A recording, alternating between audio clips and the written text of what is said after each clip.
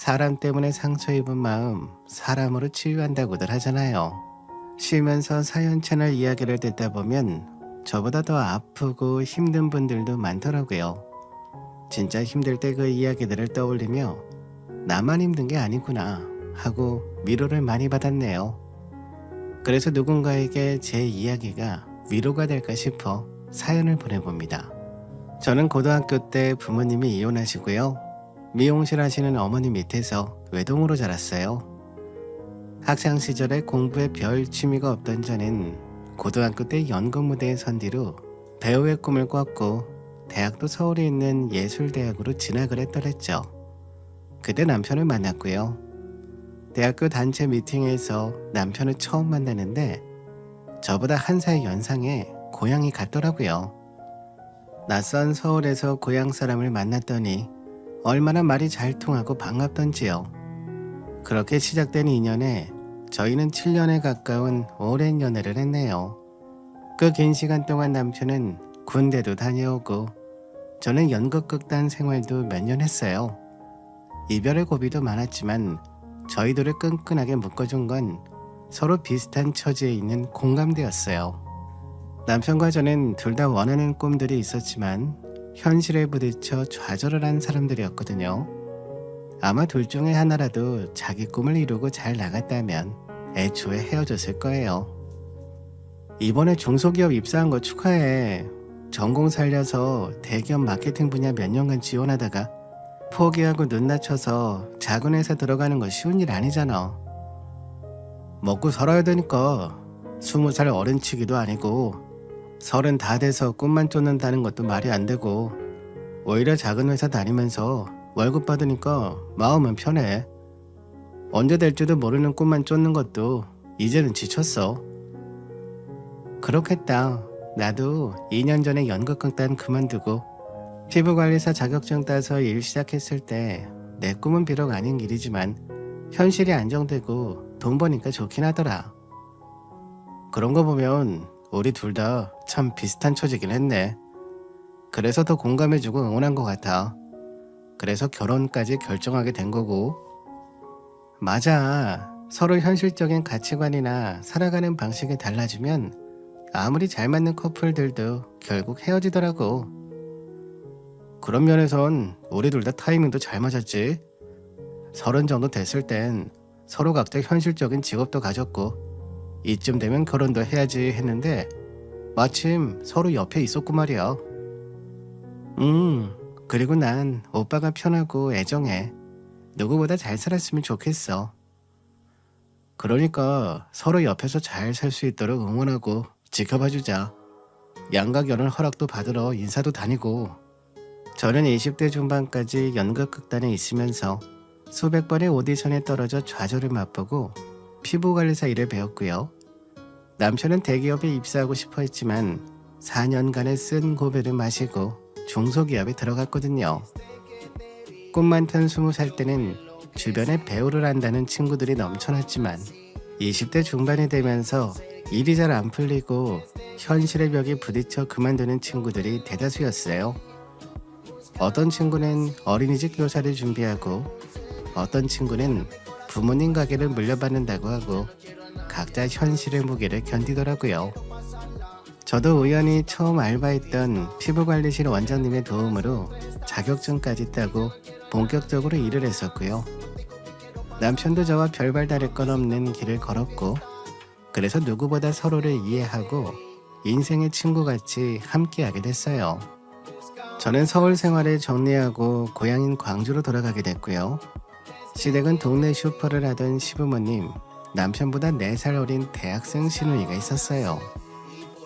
남편 얘기를 들어보면 조부모님 때에는 할아버님이 식품공장도 운영하시고 엄청 부자였다는데 시아버님이 사기에 몇 번 당하면서 그 재산을 다 말아먹었다고 하시더라고요.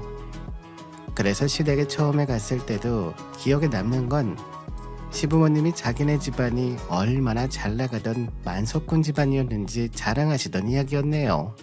산자락 밑에 오래된 2층 집에 새 살면서 예전에 80평대 집 이야기를 하시는데 왠지 마음이 짠하더라고요. 그리고 시아버지가 제 가족 관계와 집안 이야기를 들으시더니 인연이 이렇게 닿아서 왔지만 솔직히 좀 넉넉한 집안의 아가씨가 왔으면 더 좋았겠다고 하시는 거예요. 그 말을 듣고 예비 신랑이 사람 보고 결혼하는 거지 집안 얘기를 뭐하러 꺼내냐면서 한 소리하고 끝났네요. 그래도 처음 인사간 제 입장에서는 시부모가 그런 얘기를 대놓고 하는 건 썩 기분이 좋진 않았어요. 몇 달 뒤 양가 가족들이 모여 식사도 하고 결혼 준비를 의논하는 상견례 날이었어요. 저희 엄마랑 시부모님도 가게를 하루 쉬시고 각 집의 중간거리에 있는 한정식 집에서 만나더랬죠. 양가 가족들이 모두 만나는 건 처음이라 각자 긴장을 한 상태였어요. 하지만 예비 신랑과 제가 워낙에 오래 만난 사이고 각자 집에 서로에 대한 이야기를 많이 했기에 시간이 조금 지나자 친근하게 풀리더라고요. 양가 부모님들이 계시는 김에 결혼은 언제 할지, 신혼집이나 혼수 비용은 어떻게 할지에 관해 현실적인 얘기를 꺼내서 하고 있었어요. 물론 양가 모두 빠듯한 살림이라 저희 예비 부부가 능력껏 알아서 나누어 준비하기로 했고요. 그런데 그때 시어머니가 회한에 젖어 옛날 얘기를 갑자기 꺼내시지 뭐예요. 이렇게 고급 한정식 집에 오니까 옛날 생각이 나네요. 예전에 저희 친정이 이렇게 멋진 한옥이었답니다. 그래요? 옛날에 이렇게 멋진 한옥집에 사셨다면 엄청 부잣집이었나 보네요. 네, 저희 친정도 부자였지만 시댁도 동네에서 만석군이라 불릴 정도로 잘 사는 집안이었죠. 부모님끼리 동문서학을 하셨거든요. 어머, 그러셨군요. 제 딸이 시댁 얘기를 해줬어도 이런 얘기는 처음 듣네요. 그야 뭐 아무래도 지금은 부잣집이 아니니까요. 아시다시피 제 막내딸이 간호사 준비 중인데 저희 집안이 옛날 같았으면 의사 사위를 보고도 남았을 거예요. 마음이 무겁네요. 아유, 사돈, 혹시 또 모르는 일이죠. 돈이라는 게 있다가도 없고 없다가도 생기는 거니까 너무 심려치 마세요. 자식들도 다 잘 키워놓으셨는데 무슨 걱정이세요? 그렇게 말씀해 주시니 고맙네요. 오늘 이 한옥에서 봤더니 옛 생각이 문득 났네요. 그러게, 만약 예전 같았다면 이런 집이 우리 집이고 아들이나 딸이나 선택지가 더 다양하고 지금과는 달랐을 텐데 말이죠. 아버지도 참 식사 잘하시고 아쉬운 소리 뭐하러 하세요. 다음에는 저희가 더 좋은 곳으로 모실게요. 시부모님이 갑자기 저희 친정엄마에게 과거 자기들 집안 수준을 논하며 푼수처럼 얘기하시는데 제 얼굴이 시뻘개지며 듣기 민망하더라고요. 마치 사돈이 되는 저희 집안이 예전 자기들 수준이면 가당키냐 하냐는 식으로 돌려가게 하는 느낌이었어요. 굳이 신우가 대학에서 간호사 준비한다고 자랑을 왜 하며 언제적 과거 재산 얘기를 저희 모녀 앞에서 자꾸 하시는 건지 이해가 안 갔고요. 저는 상견례가 끝나고 돌아오는 길에 혹시나 친정엄마가 마음이 상했을까 눈치를 보게 되더라고요. 근데 엄마는 평소보다 말씀을 더 아끼시고 결혼 잘 준비하자는 말만 하셨어요. 상견례 이후 예비 신랑을 만났을 때 저는 도저히 이해 안 가는 부분이 있어서 궁금함을 못 참고 물어봤어요. 시부모님 두 분 다 과거에 잘 살았다는 건 이제 알겠는데 그 얘기를 왜 계속 하시는 거며 그게 무슨 의미가 있냐고 했죠. 근데 남편은 제 예상을 깨고 자기도 자기 부모님과 똑같이 잘 살던 시절의 향수가 있다고 말하는 거예요. 7년의 연애했어도 처음 보는 신랑의 모습이었어요.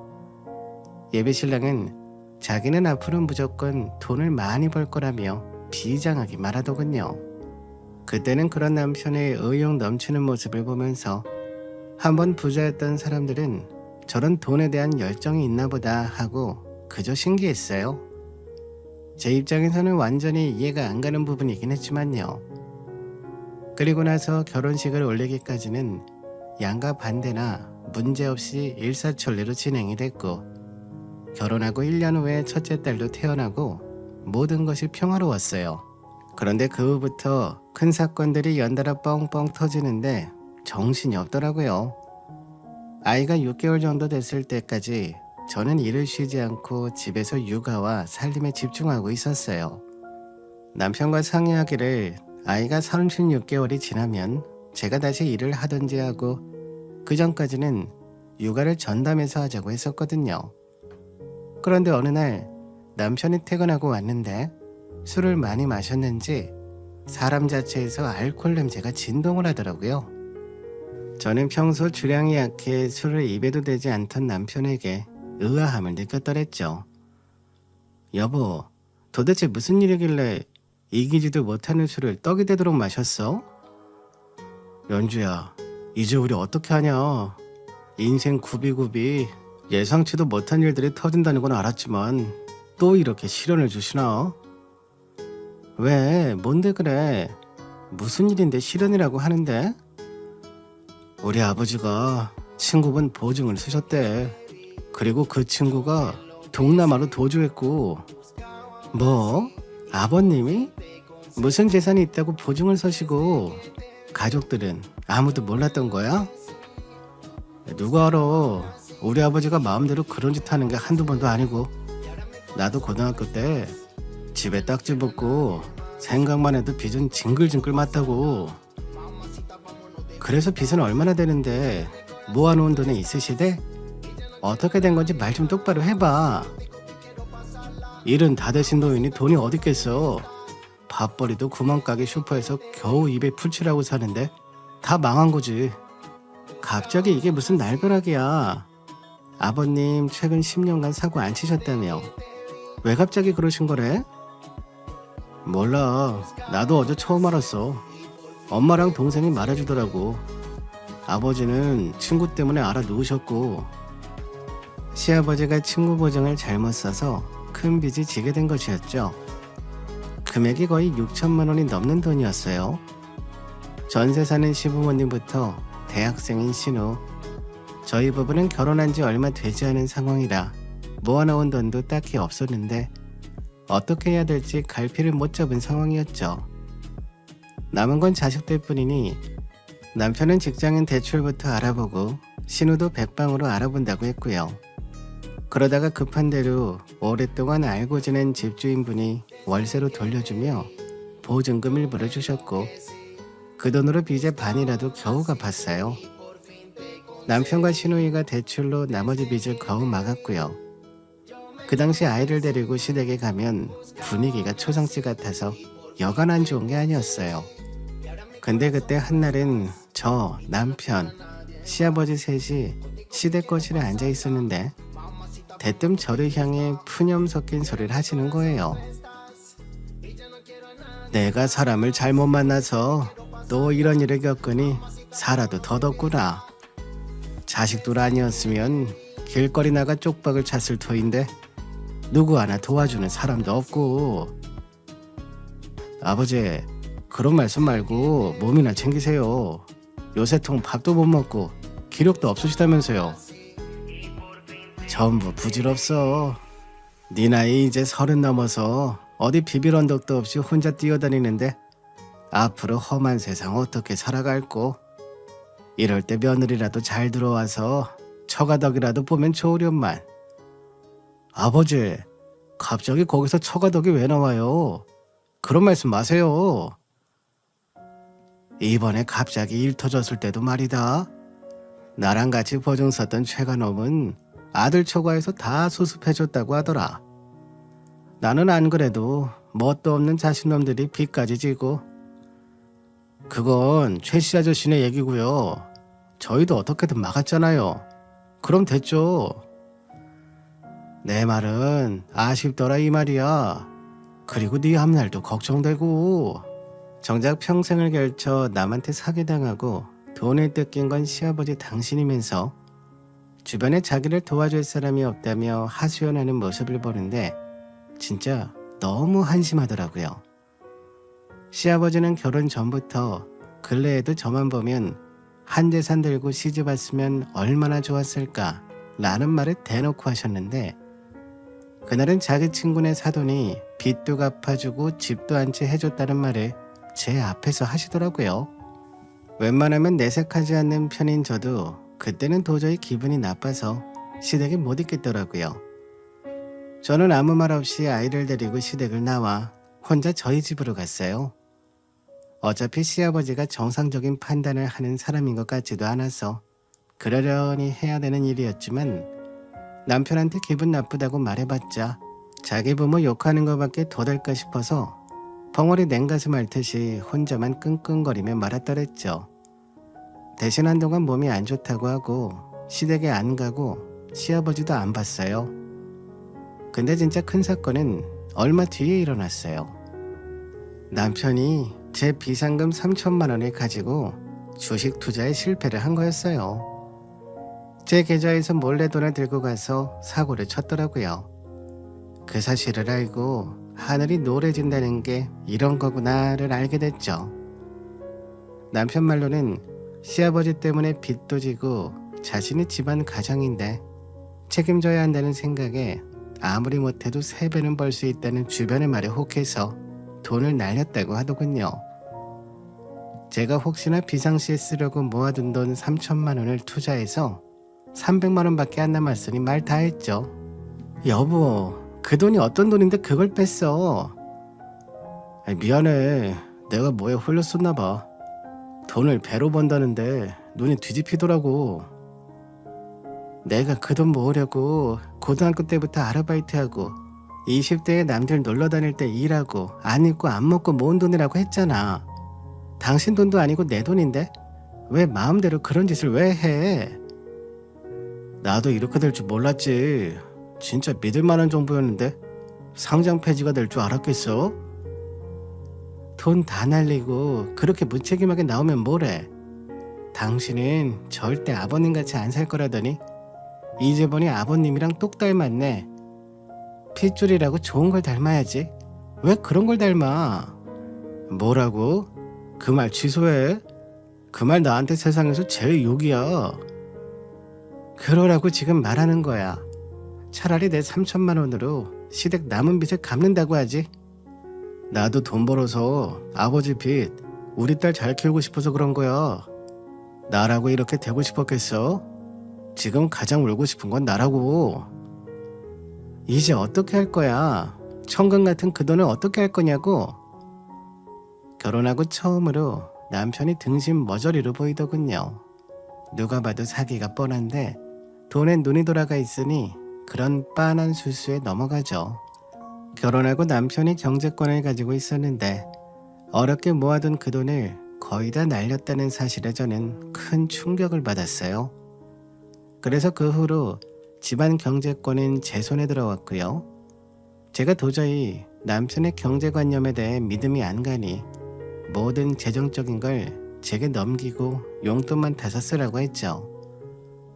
처음에는 거부하던 남편도 저한테 저지른 짓이 있으니 미안한지 제가 3번째 말했을 때는 순순히 넘겨주더군요.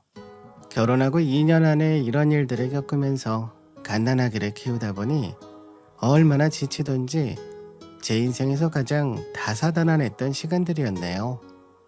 남편이 돈 사고를 쳤고 빚은 많지, 양가 부모님들은 나이가 있으셔서 경제활동이 어렵지, 남편 혼자 벌어서 가족들을 부양하기 어렵더라고요. 조금씩만 도와준다고 해도 새집 살림이니까요. 그래서 제가 출산하고 1년이 덜 되어서 피부관리 일을 다시 시작했어요. 저라도 벌어서 보태야지 어쩌겠어요. 서울 강남에서 4년 가까이 일했던 경력과 자격증이 있어서 광주에서 피부관리 일을 구하는 건 어렵지 않았어요. 하지만 어린 자식이 있었기에 장기간 밖에 나가 일하는 건 무리더라고요. 월급을 적게 받더라도 오전 오후 제가 원하는 시간에 일할 수 있는 곳부터 찾았더랬죠. 돈을 벌기 시작하자 재벌이는 남편 월급보다 나은 편이었고, 그때 저는 슈퍼우먼이라는 말이 어울릴 정도로 몸이 부서져라 일을 하고 육아를 했네요. 그로부터 3, 4년 사이에 뇌출혈로 시아버지가 돌아가시고 친정어머니가 위암 말기로 1년 남짓 투병 생활을 하셨어요.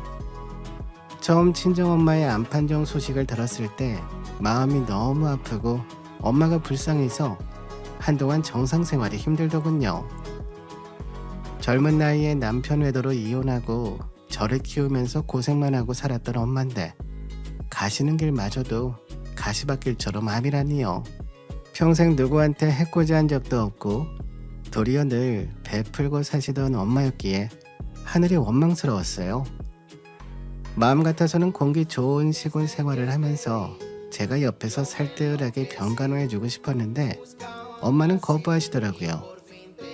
말기라서 이미 손 쓸 수도 없고 그저 자기 먹고 싶은 거 하고 싶은 거 하다가 마지막을 맞이하고 싶다고요. 연주야, 네가 일도 하고 애도 키우고 살림하는 것만 해도 힘든데 엄마까지 큼진 준 것 같아서 미안하구나. 그게 무슨 말이야 엄마. 나는 바라는 거 없어. 그냥 엄마 건강 회복하고 우리 딸이랑 엄마랑 오순도순 살 수 있어. 그래, 우리 손주 결혼하는 것까진 보고 싶었는데 말이야. 그래도 병원에서 몇 개월 못 산다 했는데 벌써 1년이나 됐네. 그리고 엄마 가고 나면 내가 살고 있는 아파트랑 가게짜리 다 네 앞으로 가게 해놨어. 갑자기 그런 소리를 왜 해? 나 그런 소리 안 들을래. 우리 딸은 어디 사주 들으러 가면 항상 부동산 운이 좋다고 하더라. 건물이랑 땅 문서 운이 일평생 있다니까 앞으로 그런 쪽으로 공부 많이 해놔. 안 그래도 시아버지 사고 친 빚도 그간 다 갚았고 돈 모으고 있어. 돈 모아서 진짜 내 집 사고 싶어서. 네가 말 안 해도 시댁에서 없는 집에서 시집 왔다고 뭐라 한 거 다 알아. 부모는 자식한테 늘 줘도 부족하다고 느끼는 거란다. 내가 큰 재산은 못 물려줘도 네가 살아가는데 도움이 됐으면 좋겠어. 하루는 암투병 중에 친정엄마가 저를 붙잡고 엄마 재산에 대해 말해준 적이 있었어요. 그런데 그 후 얼마를 못 버티시다가 결국 돌아가시더라고요. 나이 드신 어른들은 어떻게 될지 한치 앞도 모른다고 하더니 그 말이 딱 맞았어요. 엄마는 돌아가시기 전까지 30년 된 아파트에 사셨는데 돌아가시면서 저에게 아파트랑 상가 가게 자리를 남겨주셨어요. 근데 그중 아파트가 재건축에 들어가면서 원래 4억이 좀 넘는 시세였는데 5억까지 받게 됐지 뭐예요. 당신 이번에 장모님한테 아파트 물려받았지? 그 아파트 재건축설 돌던데? 맞아. 근데 갑자기 그건 왜 물어? 당신이랑 무슨 상관이 있다고? 그럼 상관이 없어? 나도 장모님한테 사위이고 아들인데 나한테는 뭐 안 주셨나 하고 물어보는 거지. 장모님 미용실 하던 상가 가게는 어떻게 됐을까 궁금하기도 하고. 지금 진심으로 나한테 하는 말이야? 당신 우리 엄마 재산 탐내니? 어이가 없다. 아니 물어볼 수는 있잖아. 얼마 전에 내 친구가 같이 동업할 생각 없냐고 물어보기도 하고. 내 앞에서 사업이고 친구 얘기 꺼내지도 마. 당신 2년 전까지 나랑 아버님 빚 갚은 거 생각도 안 나? 이제 몸과 마음이 편해졌나 보지? 슬슬 딴 생각하는 거 보니까. 우리 회사 경영난 얘기도 나오고 나도 이런저런 생각 나니까 그렇지. 그래도 아직 불러주는 데가 있을 때 가야지. 당신이 그렇게 나오면 나도 할 말 없을 것 같아. 2년 전에 아버님 돌아가시고 나서 내가 당신한테 똑같이 아버님 재산 뭐 물려받았냐고 내목 없냐고 물었으면 어떻게 될 것 같아? 그 얘기는 왜 꺼내? 비교가 불가능한 건데. 알았어. 안 물어봐. 관심 끌게. 됐지? 시댁 집안 내력인지 남편도 가끔 푼수같이 눈치 없을 때가 종종 있었거든요. 친정엄마가 돌아가시고 나서 물려받은 유산을 남편이 탐내고 사업하고 싶다고 해서 씩겁했던 기억이 있네요.